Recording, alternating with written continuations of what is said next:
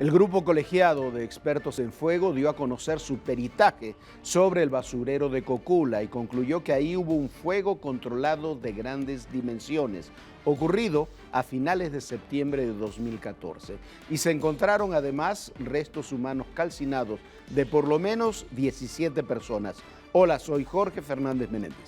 Este peritaje fue realizado por 6 expertos de 3 nacionalidades diferentes durante 6 semanas y ellos fueron nombrados en consenso por la PGR y el Grupo Interdisciplinario de Expertos Independientes, el GIEI, dada su experiencia en estudios de fuego. Bienvenidos, yo soy Ezra Chabot. Con este peritaje queda confirmado que al menos buena parte de los 43 normalistas de Ayotzinapa, secuestrados en Iguala, fueron incinerados en el basurero de Cocula, una verdad que parece contundente y científicamente irrebatible. ¿Qué tal? Soy Pablo Iriart y esto es México Confidencial.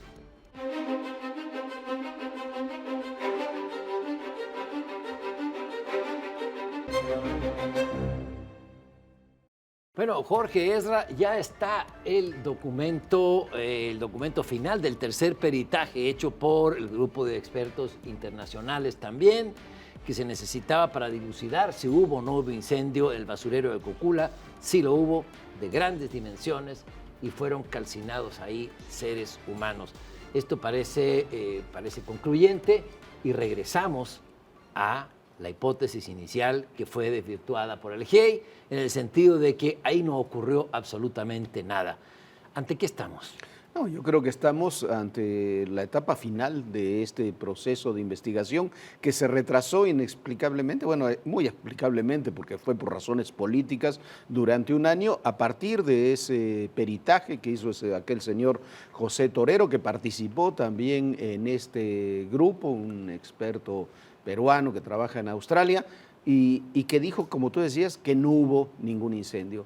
Sí hubo ahí un incendio. La tesis no es ya una tesis, es los resultados fehacientes de una investigación, es que los jóvenes el 26 de septiembre fueron secuestrados, fueron asesinados y fueron calcinados, pero tan importante como decir que fueron secuestrados, asesinados y calcinados, es decir, ¿por qué? Fue por la confrontación de un grupo criminal, Guerreros Unidos, contra otro grupo criminal, Los Rojos. ¿Por qué? Porque los detenidos reconocen, los asesinos materiales reconocen que ellos consideraban que en ese grupo de estudiantes venían integrantes de Los Rojos. Eso es, creo yo, lo que se ha querido escamotear durante todo un año. Y creo que ese fue el grave error por parte del gobierno federal desde el momento en que entraron directamente a manejar la investigación, bajo el principio de que había que tener cuidado porque era algo así como dañar la imagen de las víctimas. Victimizar a las víctimas, como se dice. Victimizar a las víctimas, sí. Que me parece un absurdo. Esa es una parte. Y la siguiente, creo que el peor error todavía del gobierno federal fue haber entrado en esta dinámica de querer supuestamente transparentar el caso bajo el principio de que pudiesen entrar cualquier tipo de manos a investigar el asunto bajo el principio de que se trataba de grupos totalmente independientes. Esta idea, no sé de quién, de traer a este grupo de expertos independientes con una muy buena cantidad de dinero en sus manos, supuestamente sin ningún tipo de intención política, resulta ahora totalmente inaceptable desde el punto de vista profesional. Que a quién se le ocurre, uno pensaría, de repente establecer no solamente el planteamiento de Torero de que pues echó un ojito ahí y dijo no, aquí no hubo fuego, sino además toda la construcción que se hizo alrededor de este planteamiento, en donde a lo que se dedicaron la mayoría de estos expertos, además de cobrar, fue establecer claramente que pues algo había pasado, pero que no se podía establecer claramente de que los jóvenes habían sido cremados o habían sido, no cremados, habían sido incinerados y que de alguna manera algo se estaba escondiendo, y esto lo que hizo fue no solamente poner en duda el tema de verdad histórica, que me parece un error por parte de Murillo, pero sí toda esta serie de elementos que estaban sustentados además en las declaraciones de los detenidos, de aquellos que ya habían confesado el crimen que habían realizado, y que esto terminó por convertírsele al gobierno federal en una bomba de tiempo, ¿no? Sí, creo que hubo un exceso de buena fe de parte de las autoridades mexicanas diciendo aquí nada debemos, nada tememos, que venga el GIEI a hacer esta revisión. Y el GIEI nos debe una explicación porque mintió. Mintió al decir que tenían fotos satelitales que probaban que en Cocula no hubo ningún incendio. Falso. La foto satelital a la que se tuvo acceso es una del satélite Terra, en que mostraba que estaba nublado 27 y 28 de septiembre y no se podía determinar si hubo o no hubo incendio a través de una foto de satélite. Es decir, era mentira lo que decía el GIEI, que ahí no hubo incendio, que lo probaba el satélite. Nunca enseñaron esa fotografía. Entonces me pregunto, ¿cuáles son los intereses de este grupo interdisciplinario que vino a mentir? Y a mentir sobre el dolor de 43 víctimas. Parece horrendo lo que han hecho. A mí me parece horrendo lo que han hecho, me parece una ideologización, porque hay una ideologización detrás de la investigación, y la investigación es un decir, porque no investigaron nada. No hay un solo aporte en un año del GIEI, un solo aporte, incluso lo del quinto autobús ya quedó descartado, respecto a lo ocurrido en Iguala, diferente a lo que hizo el gobierno federal en su momento. Yo creo que nos debe una explicación el grupo de expertos de derechos de la Comisión Interamericana de Derechos Humanos, y yo creo que eso se va a reflejar en la votación de agosto de la propia Comisión Interamericana. Es escandaloso lo que han hecho, es escandaloso los costos que tienen que asumir diferentes países, en este caso México, por ese tipo de investigaciones, y me parece que lo que desacredita no es al GIEI y a estos 5 expertos, sino a la propia comisión y a un hombre que para mí me resultaba muy respetable, como es Emilio Álvarez y Casa, que es el que los designa, el que los maneja, el que los tripula a partir de sus organismos de base en México. Pero, y otro elemento que me parece a mí importante es esta resistencia por parte de este mismo grupo, del propio Torero, a que apareciese y se hiciese público el propio dictamen. Esta idea de que el gobierno violó, dijeron al día siguiente de que apareció el dictamen del grupo de expertos en armas de fuego o en generación de fuego, en donde dicen tendría que haberse dado este acuerdo de confidencialidad en donde habría que negociarse o establecer algún tipo de consenso para emitir el comunicado,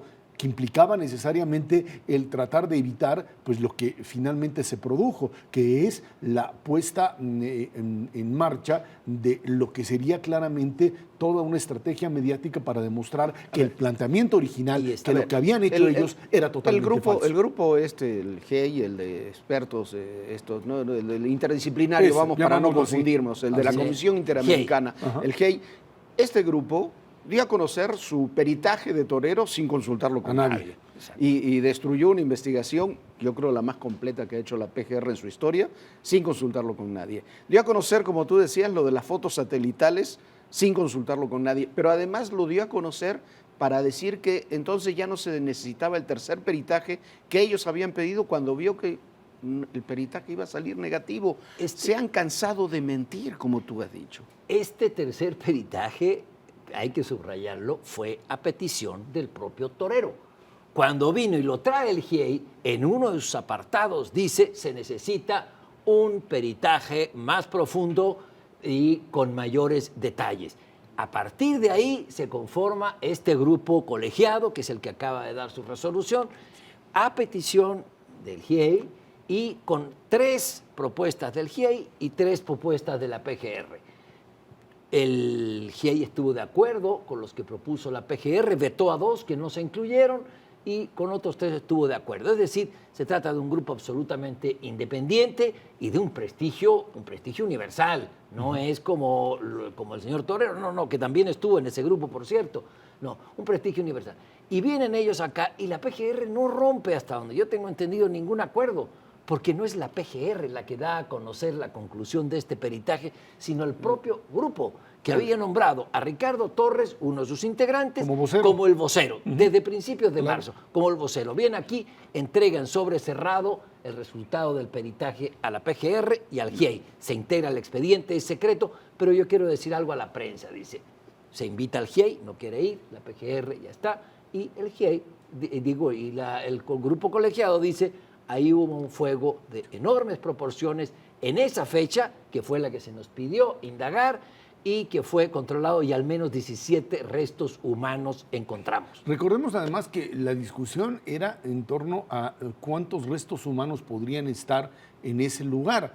Cuando Torero dice que no hay... Que ninguno, que no que podía no hay haber ninguno, que no hay incendio. Dijeron, no, espérame, es que no puede ser, ya tenemos además, había uno, el de Innsbruck, claro, dos que ya dos estaban ya ahí, identificados. ya totalmente identificados. Yo creo que el tema era muy claro. Aquí este grupo de interdisciplinario traía una consigna clara, por un lado, de prolongar esto lo más posible y segundo, estar en contacto con el otro grupo, que es el grupo de asesores, llamémoslo así, de los padres, que finalmente lo que quieren es básicamente pues, seguir manejando el tema convertido en una bandera política a largo plazo, si no es que ad infinitum, ¿no? Bueno, una bandera política y un negocio. Así, bueno, es No, se prácticamente divulgó lo la mismo. información ya en estos días de pláticas de dinero de que entregados a los padres, que desapareció el dinero.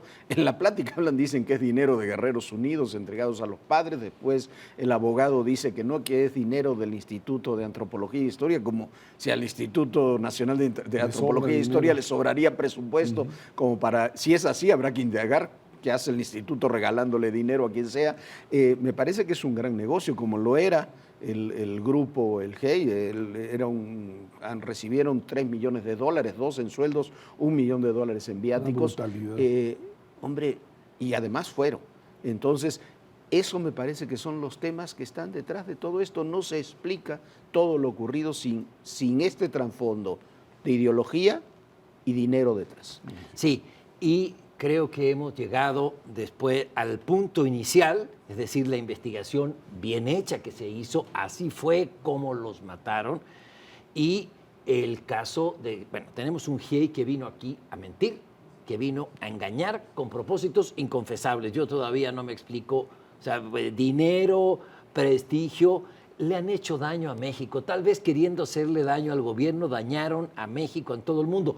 Y, perdón, como conclusión final, diría que es terrible lo que ha ocurrido.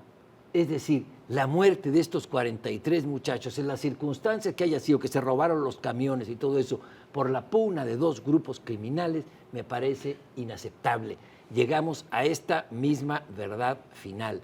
Un grupo de narcotraficantes aliados al poder político en Iguala, pues asesinan a un grupo de jóvenes cuyos directivos eran manipulados por otro grupo delictivo.